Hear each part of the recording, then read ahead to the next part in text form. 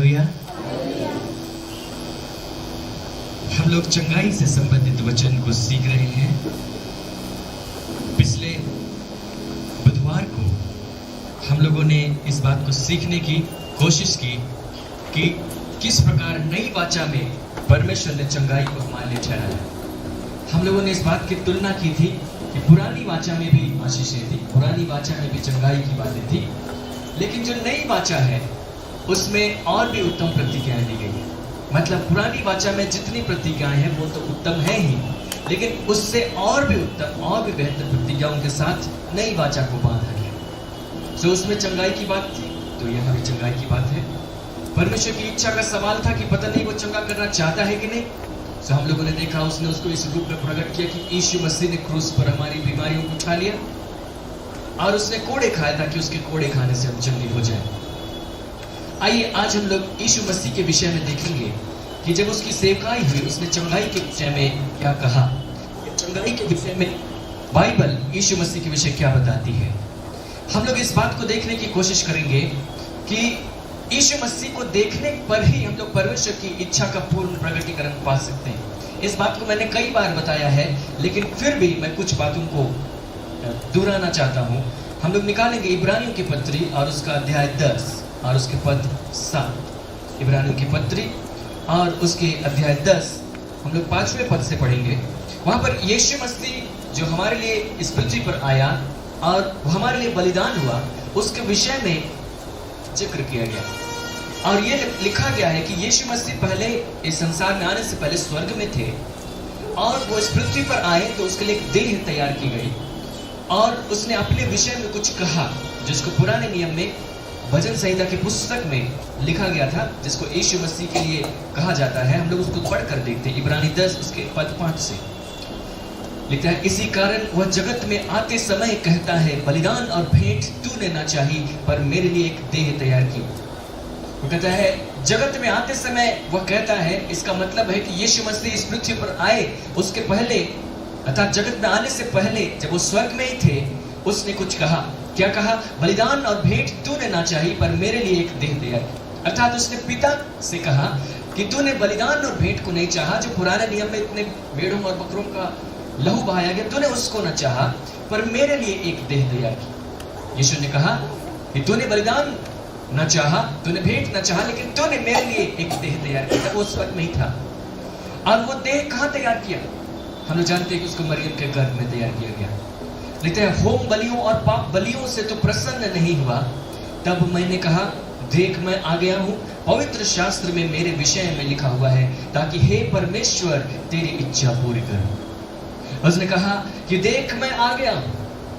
फिर वो इस पृथ्वी पर आ गया, देख मैं आ गया हूं और पवित्र शास्त्र में मेरे विषय में लिखा हुआ है। ये जो संपूर्ण बाइबल है ये सिर्फ एक व्यक्ति के विषय में प्रकट करती है और वो है यीशु मसीह। हम लोग बहुत सारे लोगों के विषय में वहां पढ़ेंगे, बहुत सारी कहानियों को पढ़ेंगे, बहुत सारे इतिहास की बातों को पढ़ेंगे, बहुत सारे नियम कानून को पढ़ेंगे, व्यवस्थाओं को पढ़ेंगे, आज्ञाओं को पढ़ेंगे, लेकिन वो उन सारी बातों को बताने के लिए नहीं है, लेकिन सारी बातें मिलकर एक ही व्यक्ति को बताने के लिए हैं और वो व्यक्ति है यीशु मसीह। पवित्र शास्त्र में मेरे विषय में लिखा हुआ है और उसने कहा ताकि हे परमेश्वर मैं तेरी इच्छा पूरी करूं। सो यीशु मसीह इस पृथ्वी पर आए तो वो इसलिए आए ताकि पिता की इच्छा को पूरी करे। सो यीशु मसीह को अगर हम देखेंगे और उसको समझेंगे तभी हम जान सकते हैं कि पिता की इच्छा क्या है। चंगाई के विषय में भी हम यीशु मसीह को गौर से देखेंगे, किस प्रकार उसने बीमारों के साथ में सुलूक किया, किस प्रकार उसने उनके बीच में काम किया, उनको चंगाई दिए या फिर नहीं दिए या फिर उनसे क्या कहा। हम लोग इन वचनों को आज नए नियम में से देखने वाले हैं, लेकिन हम लोग उसके पहले इस बात को समझ लें कि यीशु मसीह इस पृथ्वी पर आए ताकि पिता की इच्छा को पूरी करे। मतलब पिता ने जो भी इच्छा रखी थी यीशु मसीह ने उसको पूरा किया। आइए हम लोग कुछ और पदों को देखते हैं। यूहन्ना उसके 6 अध्याय और उसके पद 38। यूहन्ना का सुसमाचार अध्याय 6 और पद 38। देखिए यहां पर यीशु मसीह लोगों को उपदेश दे रहे थे और उन्होंने इस प्रकार से कहा, क्योंकि मैं अपनी नहीं वरन अपने भेजने वाले की इच्छा पूरी करने के लिए स्वर्ग से उतरा। यीशु मसीह ने कहा कि मैं अपनी नहीं परंतु अपने भेजने वाले की अर्थात पिता की इच्छा पूरी करने के लिए स्वर्ग से उतरा हूं। सो यीशु मसीह ने जब पृथ्वी पर कोई भी काम किए, यहाँ तक कि चंगाई के कामों को किया, आज हम लोग चंगाई के विषय में बोल रहे हैं, तो वो पिता की इच्छा को पूरी करने के लिए आए। यानी कि पिता की इच्छा थी कि वो लोगों को चंगा करे, क्योंकि वो पिता की इच्छा पूरी करने के लिए स्वर्ग से उतरे थे। इसे यूहन्ना में 4 अध्याय और उसके पद 34 को हम लोग देखते हैं। वहां पर यीशु ने उनसे कहा, मेरा भोजन यह है कि मैं अपने भेजने वाले की इच्छा के अनुसार चलूं और उसका काम पूरा करूं। इस पृथ्वी पर यीशु मसीह ने सेवकाई की और उसकी सेवकाई में एक ही धुन थी कि मैं पिता की इच्छा को पूरी करूं। बाइबल कहती है कि वो पिता से सुनता था, पिता उसको बातों को दिखाता था और उन सारी बातों को पूरा करता था। इस पृथ्वी पर रहते उसने जो भी काम किए वो पिता की इच्छा को जानकर उसने काम किया। और उसने कहा कि मेरा भोजन यह है, अगर मैं पिता की इच्छा पूरी ना करूं तो मुझे सामर्थ ना मिले, अगर मैं पिता की इच्छा ना पूरी करूं तो मैं कमजोर हो जाऊं। मेरा भोजन यह है कि मैं अपने भेजने वाले की इच्छा के अनुसार चलूं। सो यीशु मसीह इस पृथ्वी पर पिता की इच्छा के अनुसार चल रहे थे। इसी के 5वें अध्याय, यूहन्ना के 5वें अध्याय और उसके पद 30 को यीशु हम लोग पढ़कर देखते हैं। यीशु मसीह क्या कहते हैं, मैं अपने आप से कुछ नहीं कर सकता, जैसा सुनता हूं वैसा न्याय करता हूं। मेरा न्याय सच्चा है, क्योंकि मैं अपनी इच्छा नहीं परंतु अपने भेजने वाले की इच्छा चाहता हूं। हम लोग बहुत सारे पदों को देख रहे हैं, इब्रानियों की पत्री से, यूहन्ना के सुसमाचार से बहुत सारे रेफरेंस हम लोगों ने निकाल कर देखा, जहां पर यीशु मसीह खुद अपने मुंह से कह रहे हैं कि मैं अपनी इच्छा पूरी करने के लिए नहीं, अगर मेरी इच्छा पिता से अलग है, उसकी इच्छा अलग नहीं है, लेकिन उसका कहना है कि मैं अपनी इच्छा भी पूरी करने नहीं, लेकिन पिता की इच्छा पूरी करने के लिए आया। और उसने कहा कि मैं अपने आप से कुछ नहीं करता, लेकिन जैसा सुनता हूं वैसा न्याय करता हूं। मेरा न्याय सच्चा है, क्योंकि मैं अपनी इच्छा नहीं परंतु अपने भेजने वाले की इच्छा पूरी करना चाहता हूं। सो कुल मिलाकर हम लोग इस संदेश को पाते हैं कि यीशु मसीह इस पृथ्वी पर आए ताकि पिता की इच्छा को पूरी करें। सो हम लोग यीशु मसीह के कामों को जब देखेंगे तो हम जान जाएंगे कि पिता की इच्छा क्या है। हम लोग पिछली बुधवार के सभा में भी इसी बात को सीखने की कोशिश कर रहे थे, क्योंकि ज्यादातर इसी बात पर शक रहता है कि पिता चाहता है क्या। कई बार इसीलिए लोग प्रार्थना करते हैं, जैसे यीशु मसीह ने प्रार्थना की, वो लोग प्रार्थना करते बीमार रहते हैं तो प्रार्थना करते हैं कि प्रभु मेरी नहीं परंतु तेरी इच्छा पूरी हो, है ना, क्योंकि वे नहीं जानते कि पिता की इच्छा क्या है। लेकिन जब यीशु मसीह ने इस प्रार्थना को किया था कि मेरी नहीं वरन तेरी इच्छा पूरी, तो यीशु मसीह जानते थे कि पिता की इच्छा क्या है। हालेलुया। यीशु मसीह कहते हैं कि मैं पिता की इच्छा पूरी करने के लिए आया हूं। गेत्सेमनी में जब उसने प्रार्थना की, हो सके तो यह कटोरा मुझसे टल जाए परंतु मेरी नहीं तेरी इच्छा पूरी हो। वो जानते थे कि कटोरा टलने वाला नहीं है, पिता की इच्छा यही। तो जब उसने इस वाक्य को कहा था, वो जानते थे कि पिता की इच्छा क्या है। आज क्या होता है, लोग नहीं जानते कि पिता की इच्छा क्या और इस वाक्य को अपने लिए इस्तेमाल कर लेते हैं। हम तो ऐसा प्रार्थना कर रहे हैं प्रभु, लेकिन पता नहीं आप चाहते हैं कि नहीं चाहते हैं, इसलिए मेरी नहीं तेरी इच्छा पूरी हो। चंगाई के विषय में भी इसी प्रकार संदेहपूर्ण प्रार्थना करते हैं और संदेहपूर्ण प्रार्थना के कारण से हमारी प्रार्थना सुने नहीं जाती, उसका उत्तर नहीं मिलता। सो हम लोग इस बात को देखने की कोशिश कर रहे हैं। पिछले सप्ताह भी हमने देखा कि पिता की इच्छा क्या है। सो आज हम लोग फिर से इस बात देख रहे हैं कि पिता की इच्छा क्या है। यीशु मसीह पिता की इच्छा प्रकट होती है। फिर से हम लोग एक बार इब्रानियों की पत्री में पढ़कर देखेंगे, पहला अध्याय 1 से 3, जहां पर हम लोगों ने पढ़कर देखा। मुझे इस बात को प्रकट करने में कोई हिचक नहीं होती है, बार बार इस बात को कहने में कोई हर्ज नहीं लगता, क्योंकि ये परमेश्वर की सच्चाई को प्रकट करता है। यीशु मसीह ने कहा कि मार्ग, सत्य और जीवन मैं हूं। अर्थात सत्य को जानना चाहते हैं तो यीशु मसीह को देखना पड़ेगा, यीशु मसीह को जानना पड़ेगा। पूर्व युग में परमेश्वर ने बाप दादों से थोड़ा थोड़ा करके और भांति भांति से भविष्यवक्ताओं के द्वारा बातें करी, अंतिम दिनों में हमसे पुत्र के द्वारा बातें की। पूर्व युग में उसने थोड़ा थोड़ा बातें की, भविष्यवक्ताओं के द्वारा बातें की और बाप दादों से बातें की, परंतु इस अंतिम युग में पत्रिका लिखने वाला कहते कि हमसे बातें की और बात करने के लिए उसने किसी भविष्यवक्ता को नहीं भेजा, लेकिन अपने पुत्र को भेजा। और ये पुत्र कौन है? जिसे उसने सारी वस्तुओं का वारिस ठहराया और उसी के द्वारा उसने सारी सृष्टि की रचना की है। ये वो पुत्र है जिसने सब चीजों को बनाया और सब चीजों का वारिस भी है। और सिर्फ इतना ही नहीं, वह उसकी महिमा का प्रकाश और उसके तत्वों की छाप है। ये यीशु मसीह पिता की महिमा का प्रकाश और उसके तत्व की छाप है। NIV में हम लोगों ने पढ़कर देखा था, The sun is the radiance of God's glory and the exact representation of His being. Radiance of God's glory, परमेश्वर की महिमा का विकिरण है, उसमें का प्रकाश है। और and the exact representation of His being, परमेश्वर पिता का जो व्यक्तित्व है उसका हूबहू प्रकटीकरण यीशु मसीह। सो यीशु मसीह पृथ्वी पर आकर कहते हैं, मैं पिता की इच्छा पूरी करने के लिए आया हूं, मेरी इच्छा पूरी करने के लिए नहीं आया। और यहाँ पर वो इस बात को लिखता है कि पूर्व युग में भविष्यवक्ताओं ने बातें की, उस समय उन्होंने थोड़ा थोड़ा करके बातें की होंगी, उस समय उन्होंने थोड़ा थोड़ा प्रकट किया होगा, कभी कुछ प्रकट किया होगा, कभी पूरा प्रकट नहीं किया। लेकिन इस अंतिम युग में खुद यीशु मसीह प्रकट हुआ, जो परमेश्वर की इच्छा का पूर्ण प्रकटीकरण है, परमेश्वर का पूर्ण प्रकटीकरण है। अर्थात यीशु मसीह में परमेश्वर की इच्छा पूरी रीति से हम जान सकते हैं। अगर हम यीशु मसीह को समझ गए तो हम सब कुछ समझ गए, अगर हम यीशु मसीह को नहीं समझे हम कुछ नहीं समझे। कई बार जब हम लोग वचनों को देखते हैं, हम लोग अधूरे पढ़ते हैं, और चंगाई के विषय में आमतौर पर जब लोगों की धारणा होती है तो लोग अय्यूब की पुस्तक में चले जाते हैं, किसी दूसरी पुस्तक में चले जाते हैं, यीशु मसीह को छोड़कर दूसरी बातों के विषय में बात करने लगते हैं। लेकिन चंगाई के विषय में पिता की इच्छा को जानना है तो हमको यीशु मसीह को देखना ही पड़ेगा, क्योंकि Yeshu Masih is the exact representation of his being, और बाकी कोई भी व्यक्ति उसका एग्जैक्ट रिप्रेजेंटेशन नहीं, बाकी कोई भी भविष्यवक्ता ऐसा नहीं, बाकी किसी भी व्यक्ति को देखकर हम उसकी इच्छा को पूरा नहीं जान सकते, थोड़ा थोड़ा हम लोगों को जानकारी मिल सकती है। लेकिन यीशु मसीह को देखकर हम उसकी इच्छा को पूरा पूरा जान सकते हैं, क्योंकि वो एग्जैक्ट रिप्रेजेंटेशन, उसके तत्व की छाप है। और अगर हम कहें कि यीशु मसीह को देखकर भी हम उसकी इच्छा को पूरा नहीं जान सकते, तब तो वो उसका एग्जैक्ट रिप्रेजेंटेशन नहीं है ना, क्योंकि अगर वो उसके तत्व की छाप है, इंग्लिश में है एग्जैक्ट रिप्रेजेंटेशन, यानी कि हम यीशु मसीह को देखें तो हम जान जाएंगे कि पिता कैसा है।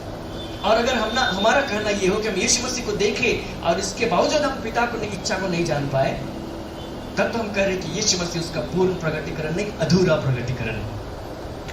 थोड़ा बहुत हमने जाना और कुछ बाकी रह गया, यीशु मसीह ने उसको पूरा प्रकट नहीं किया।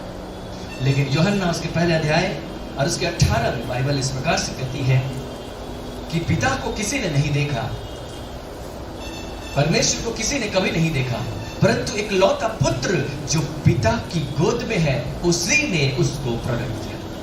भविष्यवक्ताओं ने भी उसको थोड़ा बहुत प्रकट किया था, क्योंकि वो पूर्व युग में बाप दादों से उसने थोड़ा थोड़ा करके बातें की, भविष्यवक्ताओं के द्वारा भांति भांति से बातें की, अंतिम दिनों में पुत्र के द्वारा बातें की। और लिखता है कि किसी ने पिता को नहीं देखा। क्यों नहीं देखा, क्यों ऐसा लिखा गया? क्योंकि किसी भविष्यवक्ता ने उसको कभी भी पूरा प्रकट नहीं किया, लेकिन इकलौता पुत्र जो पिता की गोद में है, उसी ने उसको प्रकट किया। सिर्फ और सिर्फ यीशु मसीह है जिसने उसको प्रकट किया।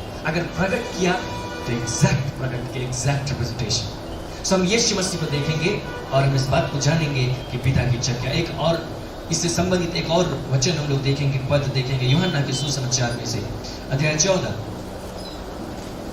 यहाँ पर यीशु मसीह खुद अपने मुंह से क्या कहते हैं, यूहन्ना अध्याय 14 और उसके पद 6 से देखिए।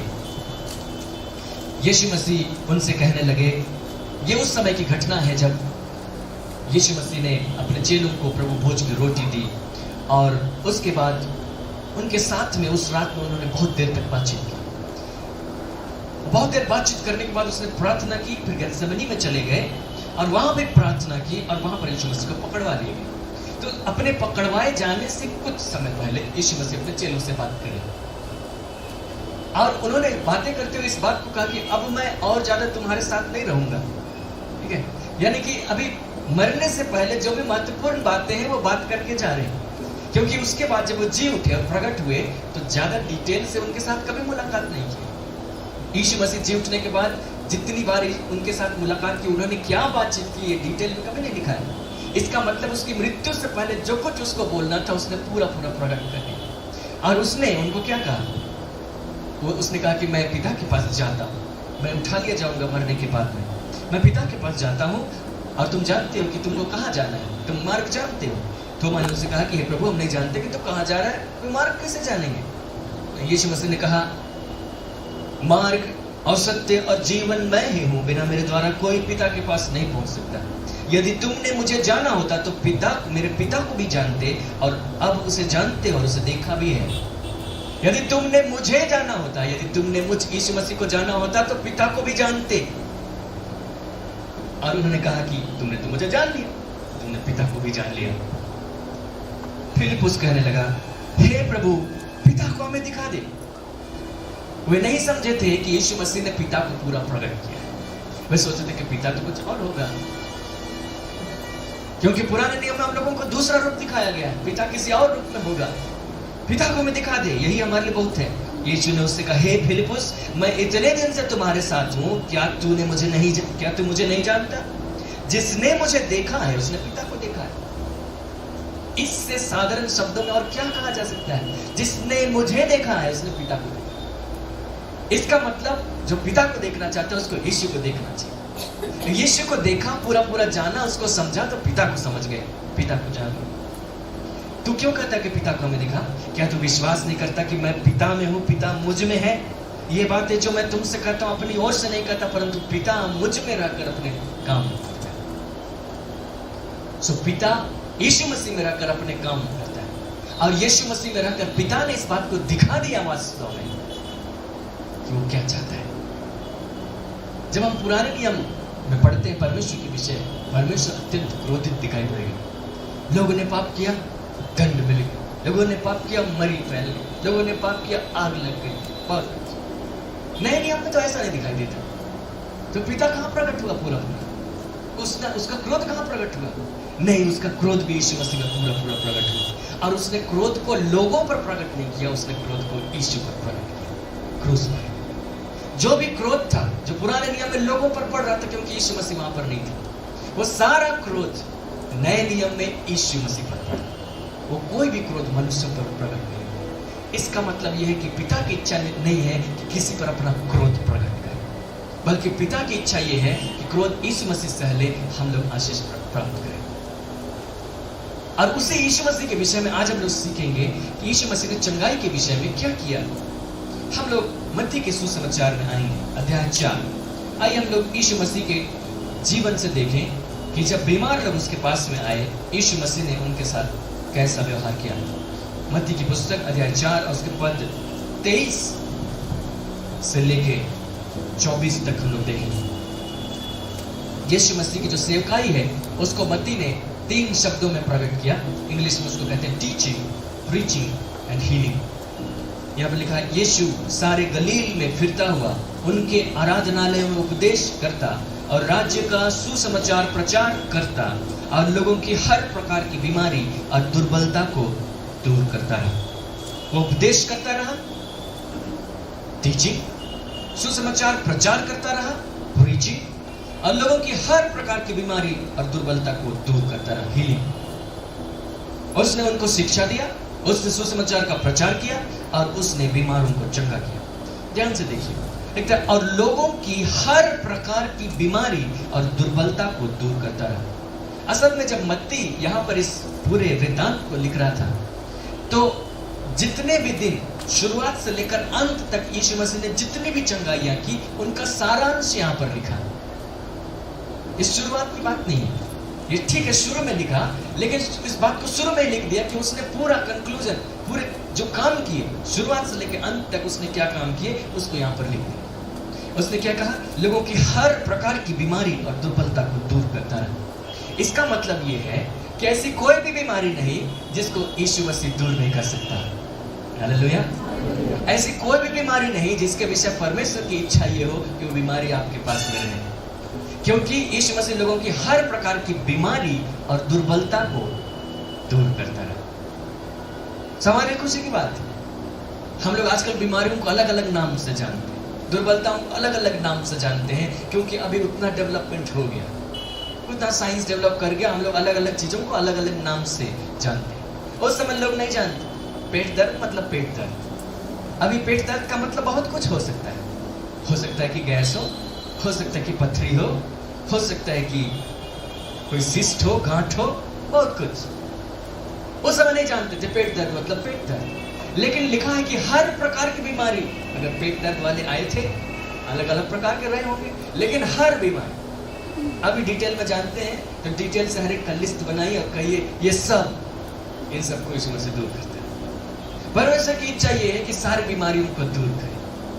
परमेश्वर सारी बीमारियों को दूर कर सकता है और सब प्रकार की दुर्बलताओं को दूर कर सकता है, जिन दुर्बलताओं से लोग दबे कुचले हुए थे, जिसमें वे परमेश्वर की महिमा नहीं कर पा रहे थे, उनसे यीशु मसीह उनको छुटकारा देते रहे।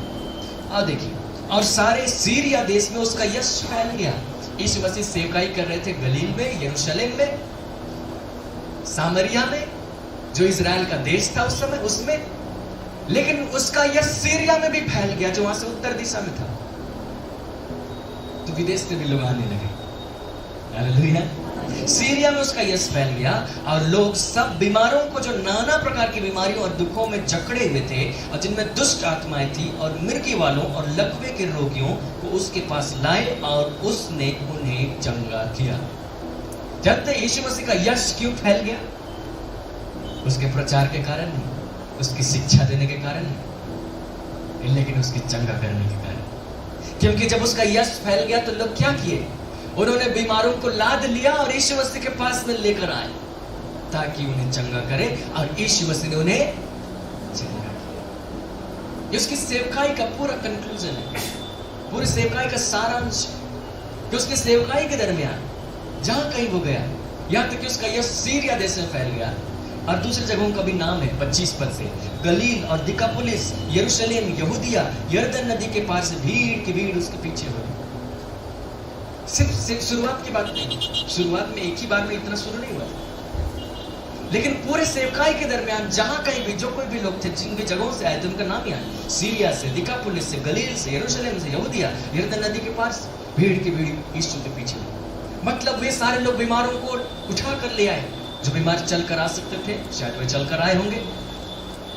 जो लोग चलकर नहीं आ सकते थे, उनको उठाकर लाया गया। और यीशु मसीह के विषय क्या लिखा गया? उसने उन्हें,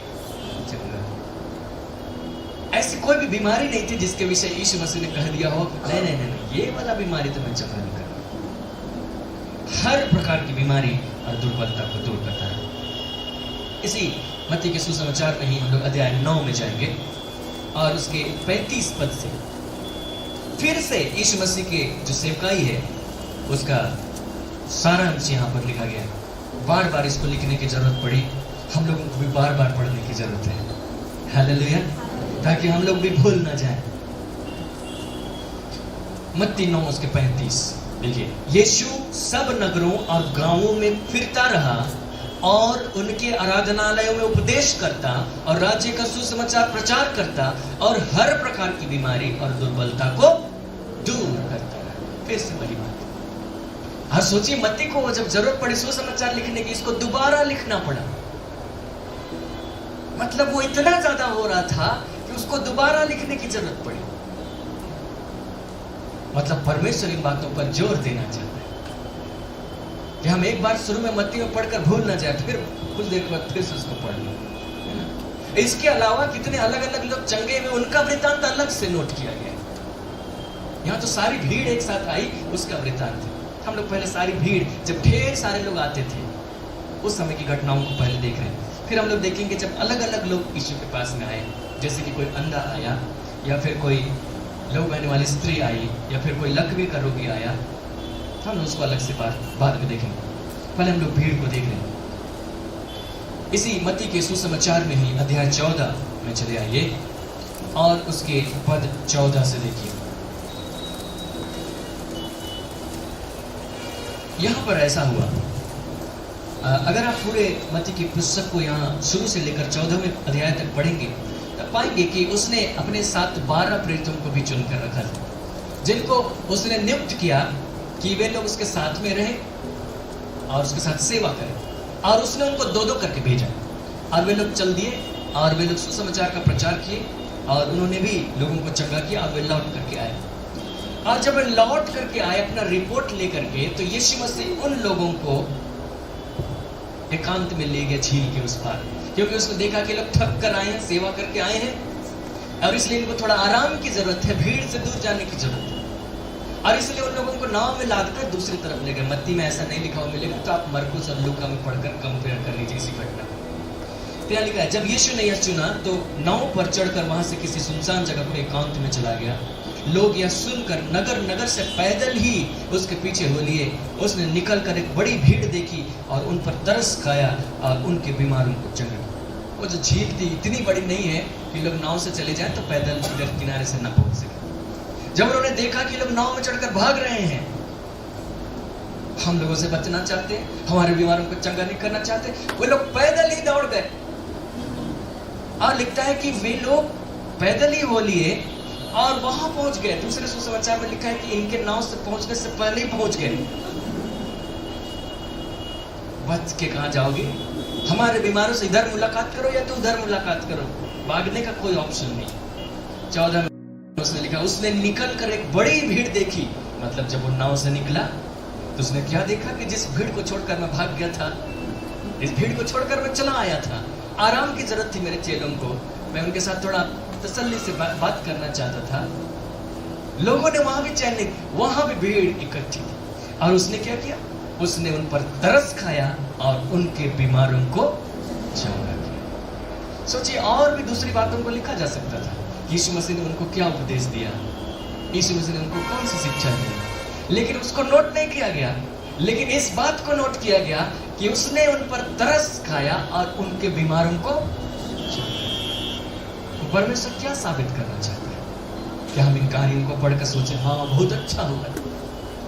नहीं, लेकिन हम इसको पढ़कर जाने कि यीशु मसीह ने किस प्रकार परमेश्वर की इच्छा को प्रकट किया, किस प्रकार उसने पिता को प्रकट किया, उसने उनको चंगा करके उनको प्रकट किया। हम लोग आगे और कुछ पदों को देखते हैं। मत्ती 8वां अध्याय में हम लोग थोड़ा सा लौट कर देखेंगे और उसके पद 16। ये वो दिन था जिस दिन यीशु मसीह कफरनहूम गए थे। गलील के बगल में ही कफरनहूम है और वहां पर उनके आराधनालय में खड़े होकर उन्होंने उपदेश दिया। वहां पर एक व्यक्ति था जिसमें यहाँ पर पूरा जिक्र नहीं मिलेगा। एक व्यक्ति था, मरकुस के सुसमाचार में जिक्र है, उसमें से उसने दुष्ट आत्मा निकाल दिया और फिर वहां से निकलकर पतरस के घर में आया। पतरस की सास बीमार पड़ी थी और उसने उसके सांस को चंगा किया। पद 14 से जिक्र है और 16 पद में लिखा है कि जब संध्या हुई तब वे उसके पास बहुत से लोगों को लाए जिनमें दुष्ट आत्माएं थी और उसने उन आत्माओं को अपने वचन से निकाल दिया और सब बीमारों को चंगा किया। हालेलुया। सारा नगर द्वार पर इकट्ठा हुआ, लोग उस बीमारों को लेकर आए और उसने उन आत्माओं को, जो भी दुष्ट आत्मा से ग्रस्त थे, उनको अपने वचन से निकाल दिया, उनको बोलकर निकाल दिया और सब बीमारों को चंगा किया। सो कफरनहूम के लोग कितने धन्य होंगे, इन्होंने बीमारों को यीशु के पास पहुंचा दिया और यीशु मसीह ने उनको चंगा कर दिया। कितने बीमार रह गए, कितने लोग बीमार छूट गए, एक उसने सबको चंगा किया। हालेलुया। आइए हम लोग आगे देखेंगे लूका। इसके अलावा और भी जगहों पर लूका मरकुस में भी इसी प्रकार भीड़ के लोगों का जिक्र मिलेगा जिनको यीशु मसीह ने चंगा किया। सारे वृत्तांत को जब हम पढ़ते हैं तो हम लोगों को क्या पता चला? बाकी जो रेफरेंस होंगे आप खुद से पढ़कर देखें। हम लोगों को क्या पता चला? लिखा कि यीशु मसीह उनकी हर प्रकार की बीमारी और दुर्बलता को दूर करता रहा। इसका मतलब ऐसी कोई बीमारी नहीं, ऐसी कोई दुर्बलता नहीं जिसको परमेश्वर दूर न करना चाहे, वो उसको दूर करना चाहता है। यदि आप अपने शरीर में ऐसा महसूस करते कि फलानी बीमारी, फलानी दुर्बलता है, तो ये मत सोचिए कि परमेश्वर शायद उसकी उस दुर्बलता को तो दूर किया होगा, मेरा बीमारी का तो नाम ही नहीं लिखा है बाइबल, है ना? सो जिसका जिसका लिखा है लकवा या फिर मिर्गी, इन सब के बारे में तो लिखा है, लेकिन मेरे बारे में तो नहीं लिखा है। आप मत सोचिए, हर प्रकार की बीमारी, आपकी बीमारी भी आ गई, हर प्रकार की दुर्बलता, आपकी दुर्बलता भी आ गई। यदि है तो, नहीं है तो आप सुरक्षित हैं। हालेलुया। आप सुरक्षित रहेंगे अपने विश्वास के द्वारा। सो यीशु मसीह ने उनको चंगा करके दिखाया कि परमेश्वर की इच्छा है कि सबको चंगा करे। दूसरा, उसके पास बीमार लोग आए और उसने सबको चंगा किया। उसने इस बात को साबित करके दिखाया कि मैं लोगों को चंगा करना चाहता हूँ, लोगों को स्वस्थ करना चाहता हूँ। अब इसके बाद हम लोग कुछ ऐसे चंगाई की घटनाओं को देखेंगे जिसमें किसी खास व्यक्ति की चंगाई का जिक्र है और वहां पर चंगाई के संबंध में यीशु मसीह ने कुछ डायलॉग भी कहे, ठीक है, कुछ वाक्य भी कहे और हम लोग उस वाक्य को जांच करके देखेंगे कि चंगाई के विषय में यीशु मसीह क्या सोचते थे। यीशु मसीह के अंदर हम झांक कर देखना चाहते हैं, उसके मन को भी झांक कर देखना चाहते हैं, उसके काम को भी देखना चाहते हैं ताकि हम पिता को पूरा पूरा समझ लें। तो उसके मन में वास्तव में क्या था जब लोगों को चंगा करते? एक तो यहाँ पर शब्द आया तरस खाकर, तो मतलब जब वो बीमारों को देखते थे तो उनको तरस आ जाता था, तरस खाकर उनको चंगा करते थे। लेकिन उन्होंने कुछ कुछ कहा भी। जब कुछ कहा तो हम लोग उन वचनों को पढ़कर जान सकते हैं कि वास्तव में उसके मन में क्या है। आइए हम लोग उन घटनाओं को देखें।